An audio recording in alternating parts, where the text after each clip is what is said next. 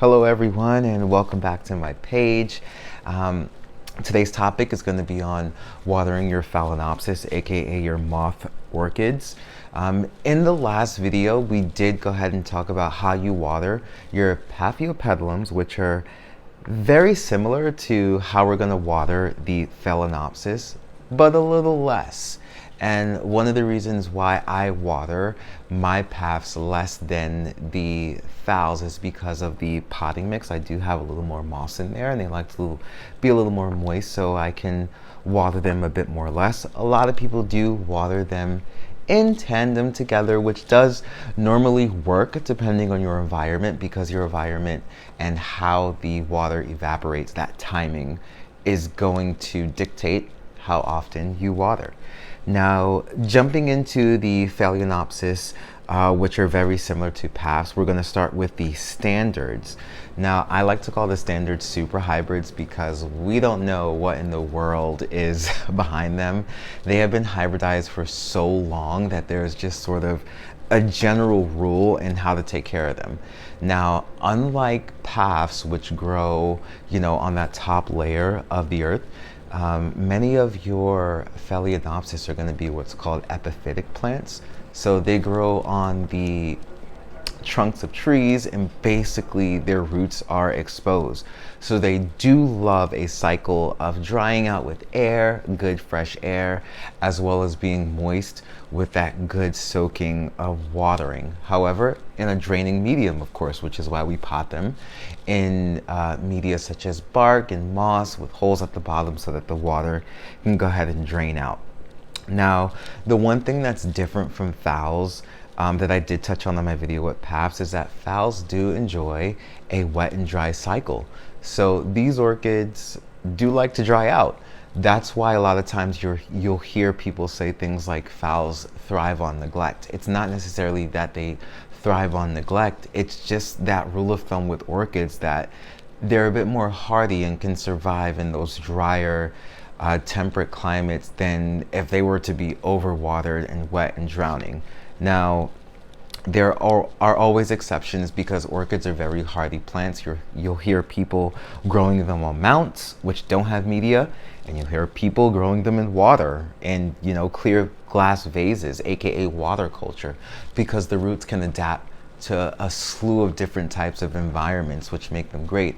However, that adaptation process, that shock, is sort of what scares people, and what that whole saying of, don't switch your media, or I lost all my orchid roots, or you'll hear people constantly say, I repotted my orchid after buying it and all the roots died. Well, it's because the shift in humidity and shift in media, the orchid has to readjust to it.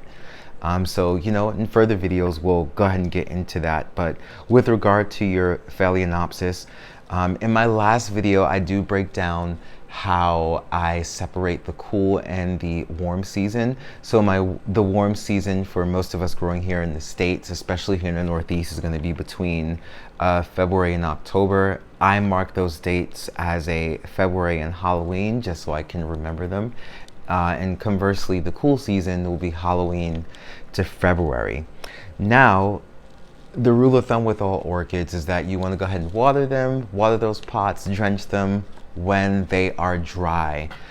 Phalaenopsis will allow you to completely allow the pot to get dry before you have to water it again. Now, with paths and, a lot of growers who grow the Paphiopedilums, we grow them in opaque pots so you can't see through them. Conversely, we grow Phalaenopsis in clear pots, or a lot of them will have the decorative pots around them, but a clear pot on the inside so you can go ahead and observe the roots. Now, one reason why you want to observe the roots is because the roots will turn a silvery gray when they need water, and they'll be green when they're hydrated, which is why phals are some of the easiest plants to grow, because it's an immediate visual indication of what the plant needs, down to the roots, leaves, what the stems look like. Everything about the plant will tell you what the plant needs and what it wants to do. Of course, there are things we can manipulate it to do, but that's another video for another time. And just to stay on what we do in the warm and grow season. So during that warm season, when it starts between, Valentine's Day and Halloween, that's considered the grow season. So just like my paths, you want to water more frequently. So sometimes that'll be twice a week, depending on what the media is. Sometimes once a week if you have a more water retentive media. And in a different video, we'll get into the different potting medias, but as a rule of thumb for phals, you want to water when that's dry, and that'll differ from environment to environment. But again, getting back to that warm season from Valentine's Day to Halloween, you want to really pay attention. For me, my temperature is at a high between 75 and 85, and on a low between 68 and 73. So my watering is pretty frequent, 3 to 4 days at times. There are times when I want to skip a watering because the pot doesn't seem to have dried out. I'll go ahead and spray it. I'll go ahead and spray the aerial roots. I'll spray the top of the media, which for the most part will dry. The top of the pot's always dry in about 1, 2, tops 3 days anyway. Really shouldn't affect the orchid too much with the top of the pot being dry, because the inside is really what has all those nutrients and that humidity that's promoting all the growth of the plant. The outside roots are really just looking for additional support and that extra humidity, but the inside of the pot is really, really, really what's crucial. So again, during that growing season, you want to make sure that the pot is hydrated at all times, especially when you have temperatures above 75 and that are hitting 80, and that evaporation process is going pretty fast. Now, moving along, you have the cool season where you want to slow down that watering and make sure that the pot is still evenly moist, but isn't too drenched if your temperatures are going to drop.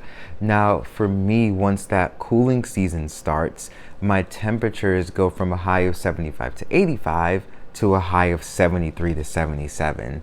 And that low of 68 to 73 now goes from a low of 60 to 68.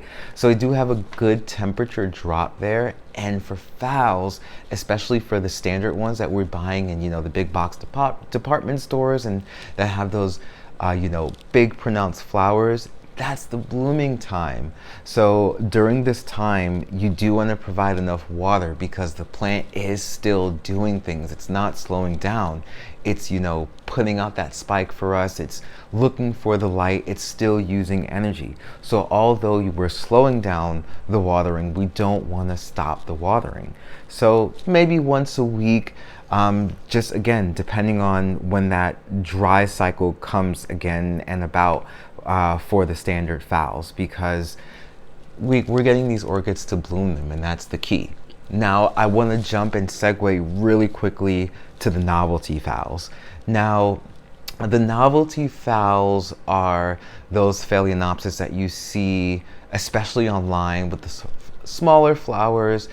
And primarily, when you look in the lineage, you'll see that the species are a lot more closer to that hybrid of the flower than, let's say, the standard Phalaenopsis that you're going to buy in Home Depot and in Trader Joe's.